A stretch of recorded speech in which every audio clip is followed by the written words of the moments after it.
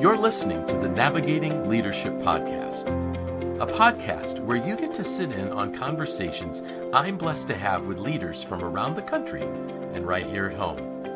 I'm Dave Freund, and welcome.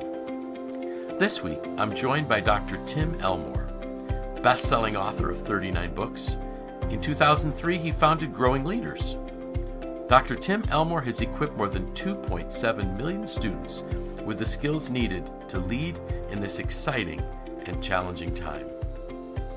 Tim was also mentored by and worked closely with Dr. John C. Maxwell. At the end of our conversation, I'll share with you my key takeaways. So, without any further ado, let's jump in to my conversation with Dr. Tim Elmore. Best-selling author with 39 books published, worked with John Maxwell for many years. We can touch on that a little bit, but founded Growing Leaders in 2003.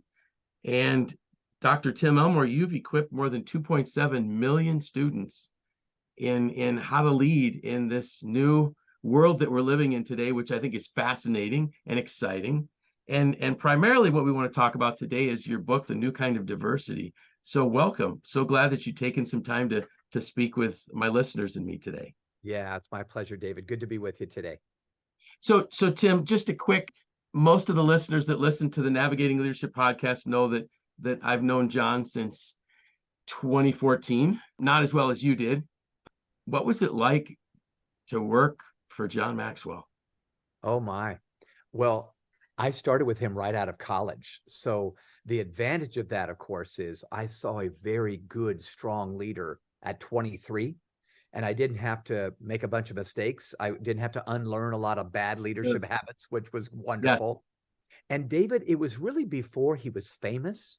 Right. So, he kind of took me and maybe two or three others under his wing and really invested in us. So I have an unfair advantage of now having, that's 40 years kind of connected to John. I had started Growing Leaders 20 years ago, but we still did stuff together. And he's always been the Paul, I've been the Timothy, he's been the mentor, I've been the mentee. But it's now fun to be able to meet together, and we're taking notes on each other now, and it's just fun. So I always tell people, if I don't do a good job, it's my own fault, because I had some great mentors in my life along the way. And I think what's really neat, Tim, is that you were there when John was forming his ideas on what it means to be a servant leader. Yeah, very true. Very That's true. Awesome. He tested them out on us. And I was in my 20s, but it was so fun to banter. You can imagine it's fun now, but yeah, absolutely. He was in his 30s. I was in my 20s, and we'd have these zany ideas, and some were horrible and some were wonderful. But it was so fun to be there in the early stages of all that. Yeah, I bet that. What a treasure. So founding Growing Leaders back in 2003, how did that come about? Well, I was working with John at Equip, his nonprofit that was training millions of leaders around the world. But previously, David, Equip's goal had three targets. They wanted to develop leaders internationally in developing nations, in the urban setting, so perhaps nonprofits and ministries in the inner city, but then in the academic arena with young people. Mm-hmm. John figured those are three areas that don't get good leadership most of the time. Sure.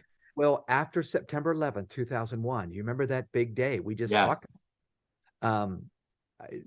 Equip decided to lop off the urban and the academic. Okay. And it's at that point I saw how much a part of the fiber of my being this young leader thing was. Academic institutions, schools, colleges, universities. So I met with John twice and I said, we can't do this. We can't change our mission. And John smiled and said, you go start something. Now, John was thinking it would be a side hustle, I think, at that point. But it turned into much more than a side hustle. And of course, John was the first one to write a check for our nonprofit, and he's always put his money where his mouth is. But yeah, Growing Leaders has now been around 20 years. We partner with athletic teams, the NFL, Major League Baseball, the NBA, colleges, D1 programs. Mm-hmm. And I always tell John, you got stock in everybody I'm equipping right now, because you equip me. So we always have a great time together. But Growing Leaders is all about the next generation, not the Xers or the boomers, but what about those young two generations coming up that really need tools given to them to lead well in today's. Yeah. Awesome. And one of the things we're really going to dive into a new kind of diversity today, which was a fascinating book when I read it. So how did the book come about? Yeah, good question. Well, I constantly found myself in companies, businesses, universities, even ministries that had 4 or 5 generations attempting to collaborate on something, and far too often there were collisions instead of collaborations. We were just bumping into each other because we had different language and different customs and different values. And I got to thinking, we should be leveraging the strengths of each of these generations, not colliding with each other. Sure. So the analogy, this because you've read the book, but the analogy I kind of begin with in the book is, if you and I hopped on a plane and flew to China, let's say, as we got off the plane there in Beijing, we would be psyched up to work harder to connect with people there, because we'd know, oh my gosh, they speak a different language. They probably have different customs here. They probably have different values. Bingo. That's exactly where we stand when an Xer or a baby boomer are interacting with a 23-year-old that's a part of Gen Z. They're just going to have different, but we know there's good in that if we just stop and do the listening, not just the telling along the way. So I go way deeper than that, but the book is meant to be an encyclopedia for anybody that says, I don't know if I understand them, but I want to, because I want to lead them well. Yeah. And we're going to make sure in our show notes that we put your website, newdiversitybook.com, because I know there's resources there for and where they can order the book. If they really get stuck, they can find out from me, and I'll make sure that we can get them the books. So you also noted that over time, it seems like since the 60s, the generation gap has gotten wider. Why do you think that is?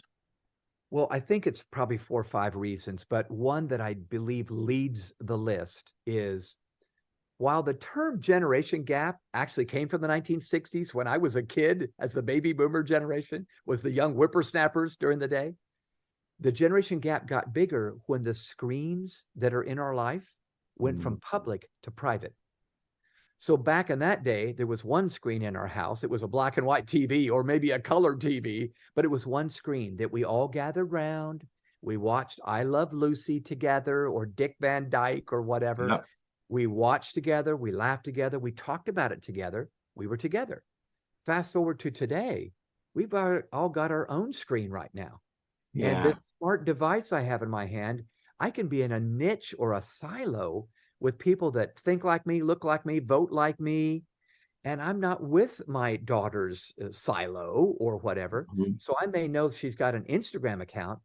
I have no idea she's got 5 Finsta accounts, which are fake Instagram accounts where she's developed personas and she's talking to Lord knows who. And so all I'm trying to do is help this gap that just got wider, this chasm that got wider and wider, to help us to stop saying, forget it. I can't do this. This is ridiculous. I don't even care. And I think, David, my biggest concern is that we felt like that the goal was just to tolerate each other. I mean, think about your church. If you just tolerate, that's not what God wants. Right. So I'm saying, no. Don't just put up with each other.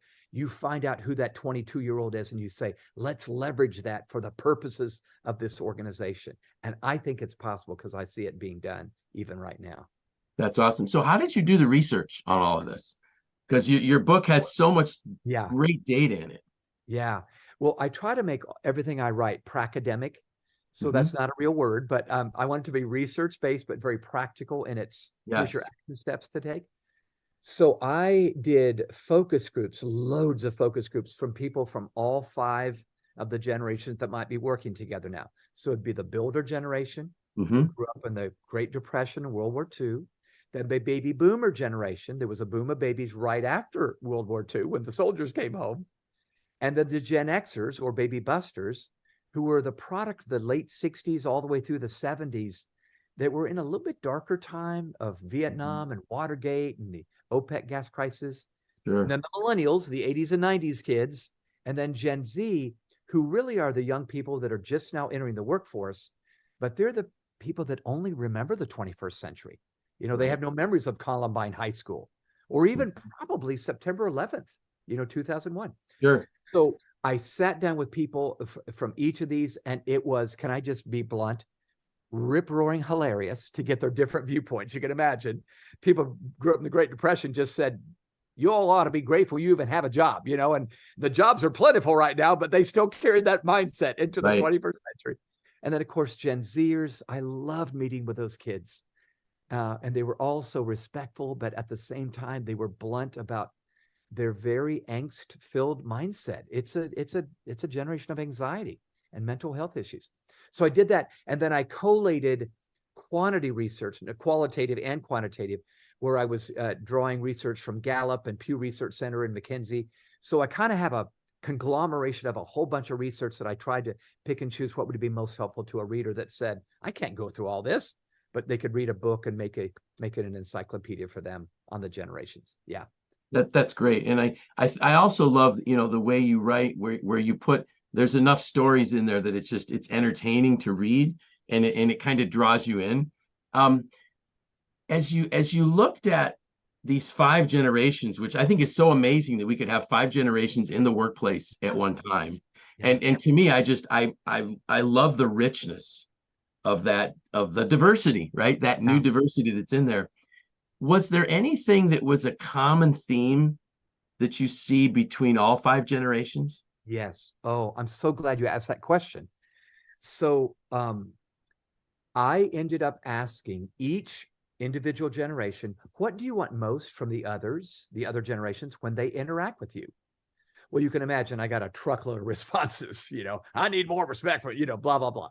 But David, there were 3 responses that came up in all 5 generations. In other words, this is what I want from the others when they interact with me. Here they are. Number 1 was humility. Every single person, old and young, said, when you interact with me, could you show me humility, which communicates, I don't know everything. I've got some more to learn. Yeah. That's so winsome when we act that way. Number 2 was respect. All 5, young and old, all 5 generations said, when you interact with me, would you start with respect, not say, you got to earn my respect, Sonny? And I think that's far too often what my generation says to the young. Right. So one of the values that I carry with me is begin with belief. I'm going to begin with believing the best and not suspecting the worst when they do something I do not understand. But then the third word caught me off guard. The third word they all said they wanted was curiosity. Wow. When you approach me, would you approach me with a sense of curiosity? Like, I can hardly wait to see what you have to offer, hear what you have to say. I'm curious. It might be something different than I already know. Well, of course it is. So can you imagine a workplace where all 5 generations are showing humility, respect, and curiosity? That would be nothing short of amazing. Well, and because what's going to happen is when we are curious about that other person, we're actually telling them that we believe you have value. Yes, that's exactly right. Which is the one thing we all need. Yeah, it's true. You're right.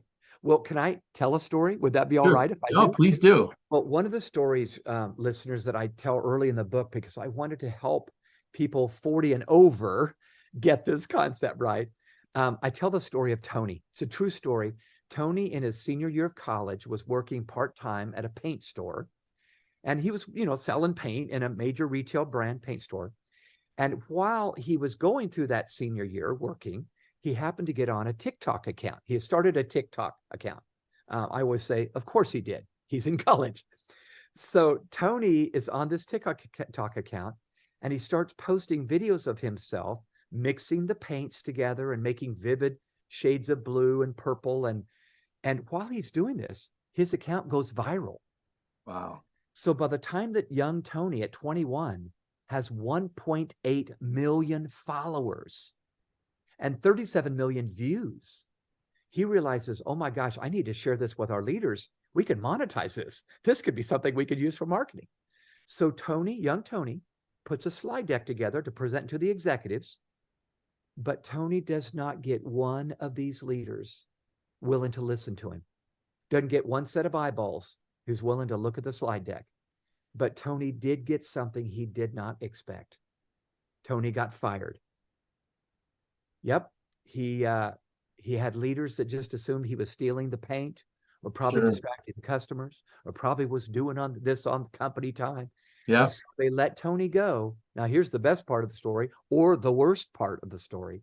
They let Tony go. Tony moves from Ohio to Florida, now has over 2 million followers, and has started his own paint store. Good for Tony. Yeah. So I love that entrepreneurial spirit. So what I would say to the older owners, if I can say this, is you should have listened. Will all of his ideas be brilliant? No, they won't, but neither was ours when we were, but we need to be listening more because they have intuition on the future. Right. We have insight on the past. David, you and I know, here's the timeless virtues you're going to need. Here's the timeless values you need to not let go of. But they've got this timely intuition. You notice those two terms, timeless insight, timely intuition. I think the young see where the culture's going. They see where the future's going. And I want that in my office. In fact, I say to Cam, who's 40 years younger than me, tell me what you're seeing right now. I don't see it. Or Andrew, 30 years younger than me. Tell me what you're seeing right now. And I love it. But listen, I have to be a mentee, not just a mentor in that relationship. Yeah. Right. And I'm, as you were talking about the timeless and timely, I'm hearing the 8 paradoxes of leadership. Yeah. Yeah. The blending of those two books. So as a leader, so if I'm a leader and I'm really desiring to be to value the younger generations, and I really want to listen to them, there are going to be times when they're going to say, but you're not letting me have my way. Yeah. And because sometimes we can't. So how does a leader navigate that tension between totally affirming them, but not giving them the keys to the car when they aren't ready to drive yet? That was well put. Yes, there are many that aren't quite ready to drive the car yet, figuratively speaking. Yes. Well, there is a chapter, you remember this, there was a chapter where I talk about managing tensions and preferences and so forth. I believe if someone is hiring multiple generations, they ought to find out as soon as possible what expectations they bring, what preferences they bring, and what demands they bring. And there are varying preferences, expectations, and demands. So listeners, here's what I mean by that. In a hiring interview, I want to know right away, what are your preferences? So I might ask questions where I just find out them basically saying, well, if I had my wishes, we would have coffee every day, or we would have this environment, or this atmosphere, or maybe a public space where we can get out there on our laptops. But those are preferences. They're wishes, but not demands. Expectations are a little bit stronger, and I need to find those out ASAP. If I say, what do you expect? Now they're saying, well, I would expect to be paid XYZ. And sometimes I can say, well, you know what? We need to interview right now because we need to end the interview. That's not going to happen here. Or they might say, I want to run my department by next year. Well, I need to let you go right now because that's not going to happen. And I think clarity is kindness. We're clear. So I just need to find those things out. I think sometimes we put it off because we're people pleasers. We don't want to stir up the nest, blah, blah, blah. And I think we need to find it out right away. Now, the third one, David, is the strongest. I believe people come in with demands. We live in a very audacious time right now where in the interview, they're demanding more PTO, more bonuses, more salaries, more this, more that. And this is the time we need to just get very candid and say, I probably ought to end the interview now then, or extend it, but say we need to meet in the middle. I think most of us as human beings start our careers as people pleasers. That's my guess. I don't have data, but we don't want to hurt anybody's feelings. But as leaders, we have got to get to the point where we realize it's better to be clear and kind than to put it off. And then we have a war later, right, when we forgot to be clear right up front. So I'll stop there, but that's what the chapter's about. No, I love that. And there's a quote that I've been using in a lot of the training that I do that says unspoken expectations are planned disappointments. Oh, that's powerful. And the funny part was I actually heard that on a marriage podcast that I was listening to on how to improve your marriage. But I thought this is perfect for leadership. It's so true. Because especially based on your behavior profile, I'm a high influence behavior profile. So I'm all about, relationships, and I don't want you to not like me. And Yeah. But if I would have been much more clear throughout the years of these are what my expectations are, what are yours? Yeah. And I So think so. true. Would you agree that if I'm as intent on learning their expectations, that they would be more receptive to hearing mine? No doubt. That's a behavioral science rule. People tend to reciprocate the behavior of the person across the room or next to them. So let me share a quick illustration of what we're talking Sure, about. please do. Um, on our team, I love every team member on our staff. I really do. I can honestly say I love them all. Um, but what I often say, at least once a year, if not more often, is everyone has a voice. Not everyone has a vote. Mm, And what that means is I do want you to weigh in. I want to hear your, from the 20 somethings, the 30 somethings, the 40 somethings. Everybody has a voice, but everybody has a vote, meaning eventually I got to run point, or the leadership right. team needs to run point and make a decision that may not please everyone. So, David, we hear a lot about inclusivity today, don't we? We need to be Mhm. inclusive. Everyone ought to feel like they belong. I agree with that, but with a caveat. So with our team, I'll say, when we hire you, we want you to feel like you belong. We want you to feel included on the conversations. But we are not just inclusive, we are exclusive, meaning this place is not for everyone. Mhm. And the sooner you find out that, right away, the better off we're going to be. In fact, if you don't live and breathe, and I point to our mission and our values, if you don't live and breathe this, can I help you find another job? Would that be okay? Because I'm telling you, it's a win for them and for me Sure. to not just have somebody that's kind of quietly quitting every day, Right. the bare minimum, when they really ought to be giving their all. So I want to encourage listeners, be inclusive and exclusive with your people based on your value, your Yeah. core. And then, of course, we need to be adapting on many other fronts. So Sure. that's how I look at it. That's awesome. Thanks for sharing that. Dave Ramsey would say that we set them free. Yes, we do. Because if we keep someone in a position that isn't best suited for that, we're holding them back from their That's right. greatest potential. And that person that would be suited, we don't see because there's somebody in the spot. That's exactly right. Yeah, it Very happens. good. We're humans too, as leaders. We really are. We are very human. So there were two different groups that I just would like us to talk about briefly. Yeah. So you and I are both boomers. I think we're probably very, very close to the same age. Just when I was looking at your graduation rates from things, I was born in 1961. So I tell people I am officially an old man, but Yes. Yes. um, but so many people are saying, well, it's just these young people that don't want to work. Yeah. These people that just can't take criticism, these millennials and the Gen Zs. And so in your book, you kind of the life stance for the millennials you put is life is a cafeteria. Yeah. Yeah. And then from their view of leadership is that they want to choose the leaders Yeah. that they have. So thinking about millennials, what would be some tips that you could give us on how do we capture their energy and their intuition and leverage it because they are the majority of the workforce right now? Yes, they are. Yeah, absolutely. It's a great question. So both of my kids are millennials. My daughter Bethany is 35 and very much flourishing in her career, which is kind of cool. And then Jonathan is 31, also flourishing in his job. Let me first explain to the listeners why I mean life is a cafeteria. So millennials grew up in a time, 80s and 90s, of digital customization. We began to see, well, as they grew up, the cell phone grew up. Right. As they grew up, the computer grew up. So they were beginning to be this first digital generation. And so just like you go to a cafeteria and you grab your tray and your plate and you pick and choose your proteins, your carbohydrates, your veggies, your fruits, your pudding and your jello, these young professionals are making almost every decision of their life as if it were a buffet. This is so hard for someone over 45 or 50 years old because that's not the way it used to be. It's Right. like a free agent mindset. So here's a good couple of examples, and then I'll talk about how do we lead this.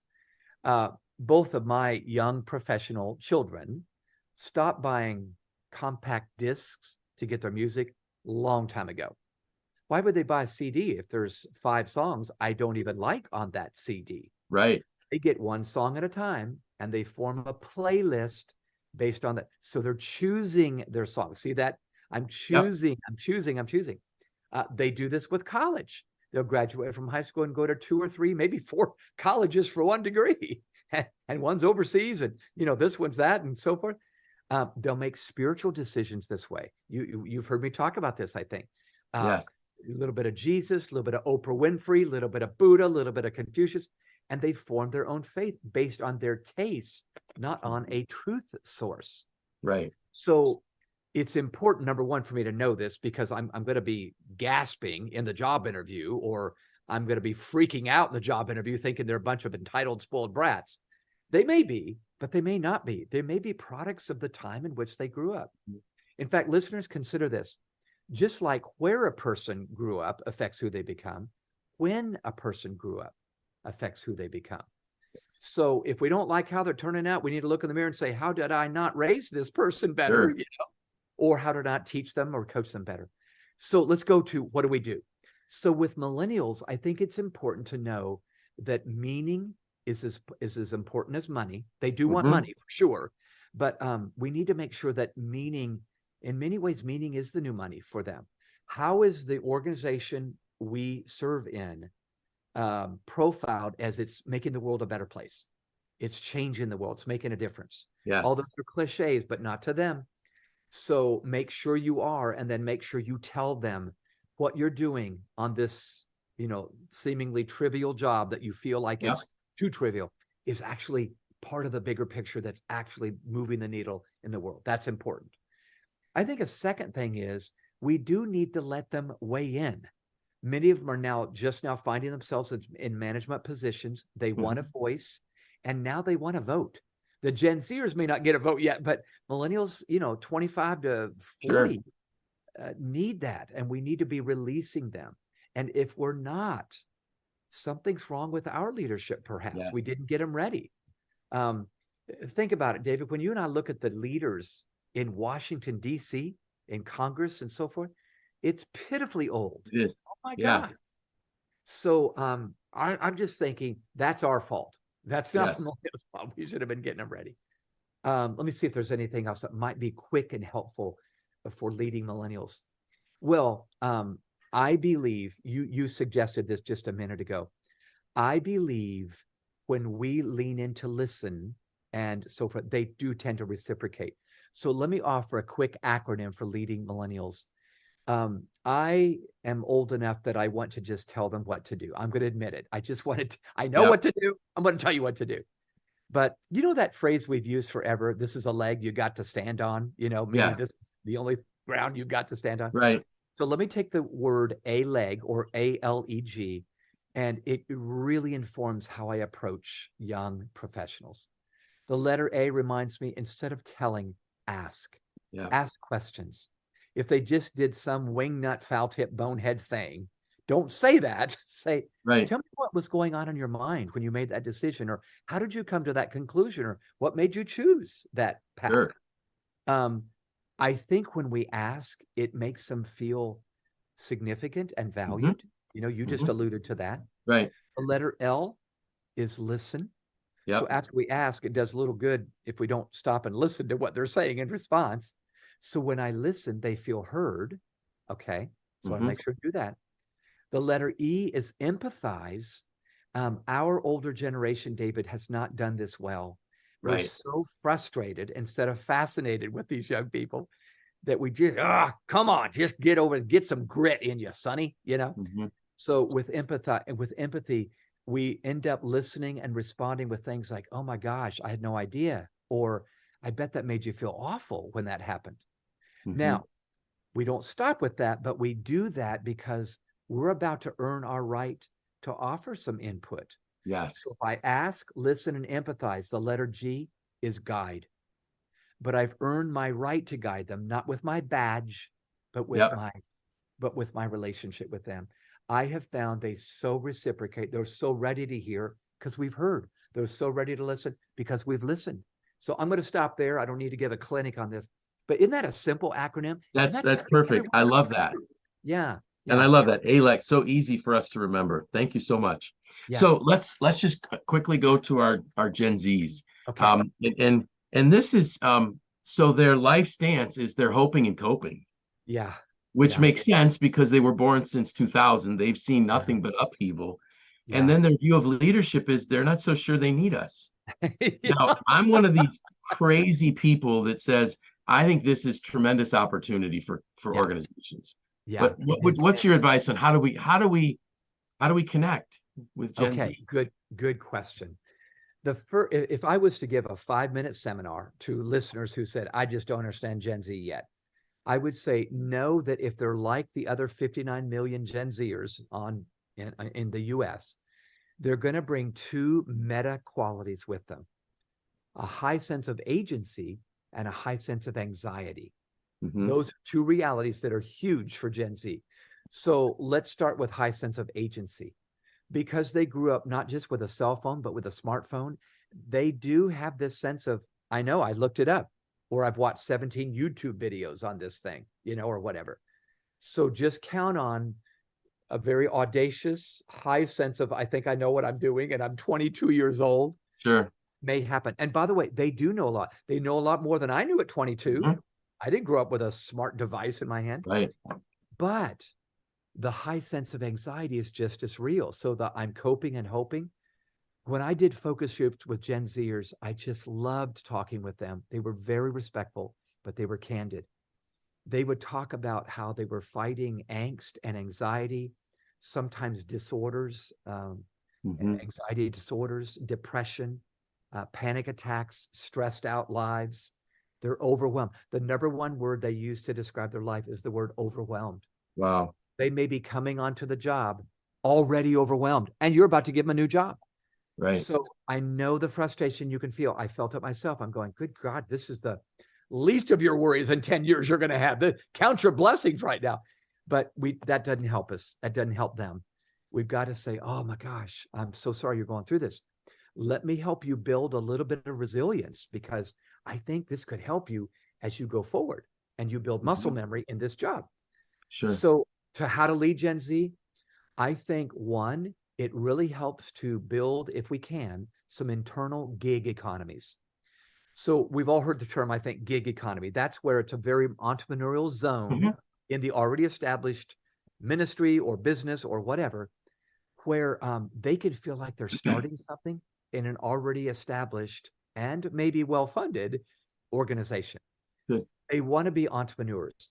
In fact, listeners, 70% of public high school students in America want to be an entrepreneur. 70%. So that means they want to start something, not necessarily join something.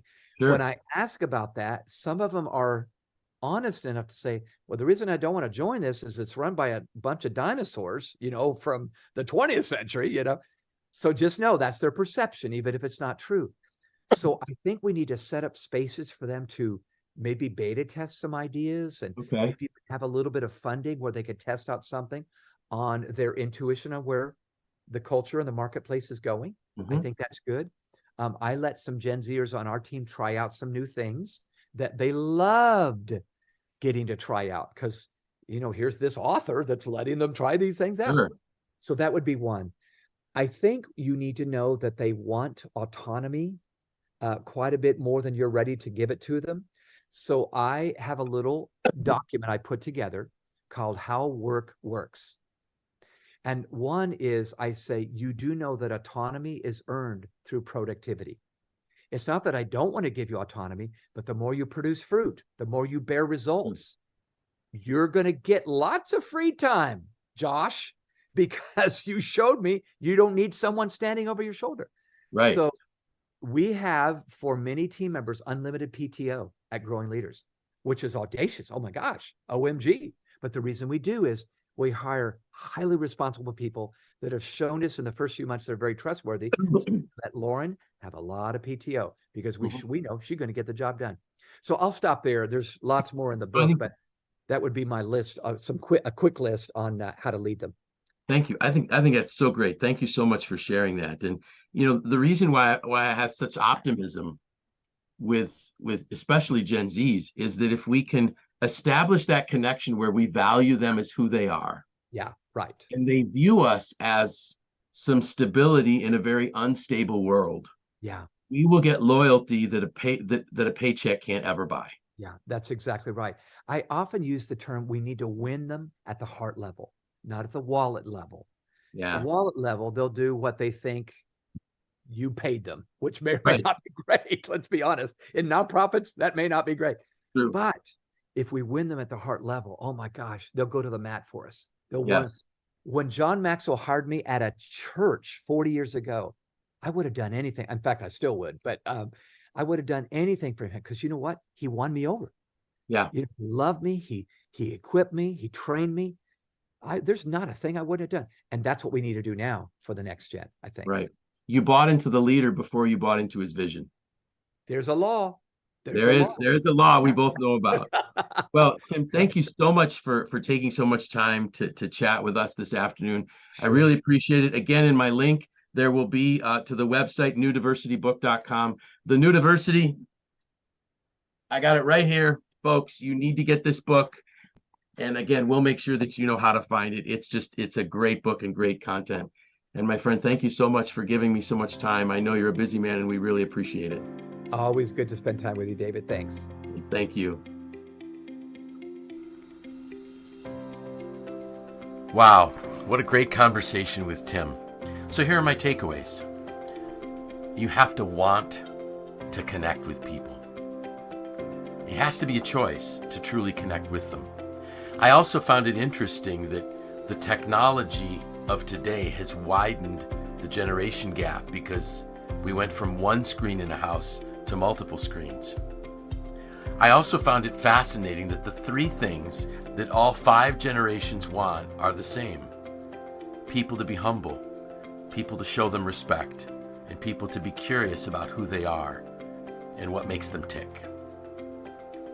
Another great point, clarity is kindness. When we clarify expectations, we're actually being kind to people. Everyone has a voice, but not everyone has a vote. What a great point. Everyone should be listened to, everyone should be heard. But responsibilities are different within an organization, and some people have a vote and some don't. Be inclusive of everyone, but also be exclusive. The core values need to be embraced by everyone within the organization. And if some can't embrace or decide not to embrace those core values, they can find a place where they can fit in better. We need to be inclusive and exclusive. And I love this, the acronym for leading millennials, ALEG. Ask, listen, empathize, and then you earn the right to guide. I also found it interesting that on the empathize piece, Tim said we become frustrated, not fascinated. Leading Gen Zs, they want autonomy. Let them feel like they're starting something and win them at the heart level. A great conversation, a great book, The New Diversity. I highly recommend everyone follow the link in our show notes and pick up that book. It will change the way you lead people. So thank you for listening to the Navigating Leadership Podcast.